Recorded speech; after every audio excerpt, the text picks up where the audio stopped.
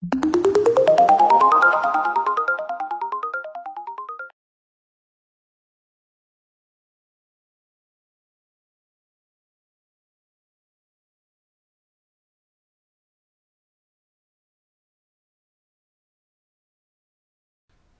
sou Aguinaldo Nardi, médico urologista, trabalho em Bauru, sou ex-presidente da Sociedade Brasileira de Urologia e diretor da Clínica Integra, atualmente em Bauru.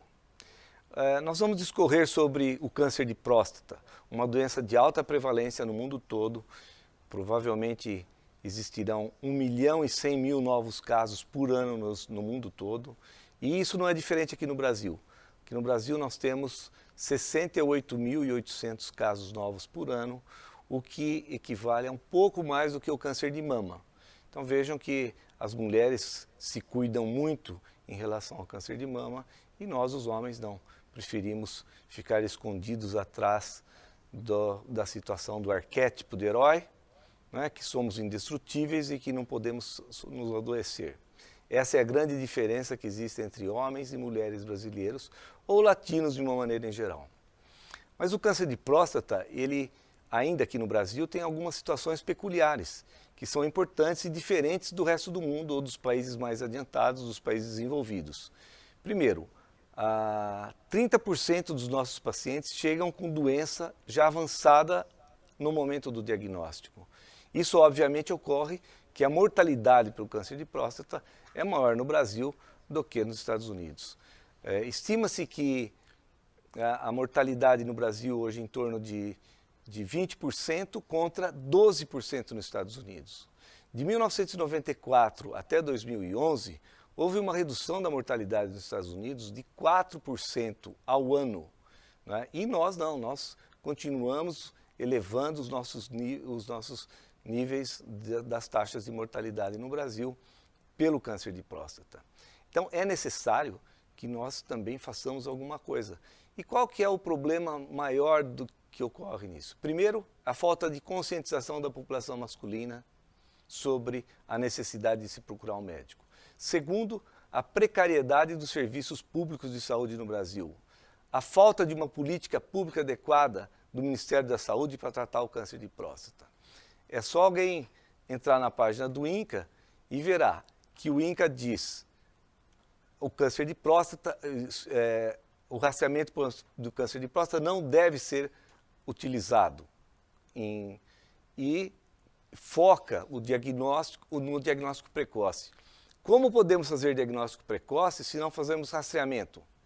É impossível, são coisas discordantes a mesma dessa orientação oficial que é ligada ao Ministério da Saúde.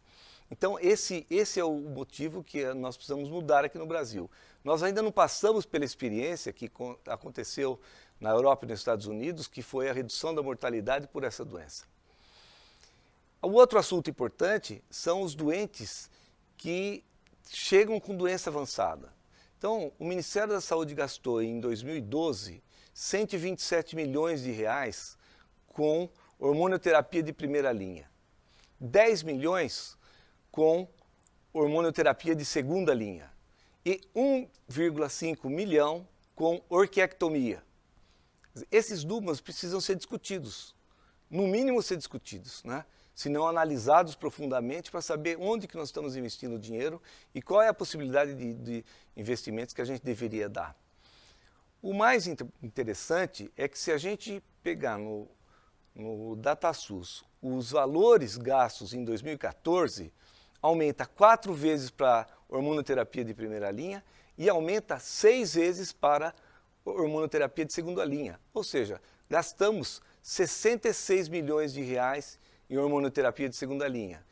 E drogas novas que têm custo-efetividade excelente e que aumenta a sobrevida do paciente e melhora a qualidade de vida, não estão dentro do Sistema Único de Saúde identificadas como tratamento para o SUS, tais como a viraterona, a enzalutamida e o Radium 363, que ainda não está aprovado no Brasil, mas deve ser aprovado rapidamente.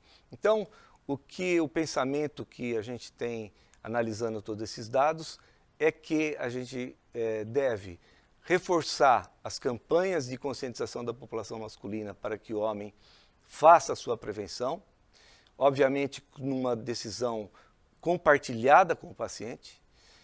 Devemos também nos unir em torno das sociedades médicas que cuidam desses pacientes com câncer, tais como a Sociedade de Radioterapia, a de Oncologia e a Sociedade SBOC, com a Sociedade Brasileira de Urologia, para que a gente possa apresentar ao Ministério da Saúde uma linha de cuidados com o câncer de próstata, o que poderá favorecer muito o homem brasileiro, principalmente essas pessoas que são desassistidas, né? Ou seja, aqueles 75% da população brasileira. Nós estamos falando de uma parcela pequena, mas da maior parcela da população brasileira. Eu acho que esse é o momento que a gente, com seriedade, debruçar nesses números, discutir e poder levar às autoridades alguma coisa de boa para o país poder crescer e a gente chegar a nível dos países mais desenvolvidos.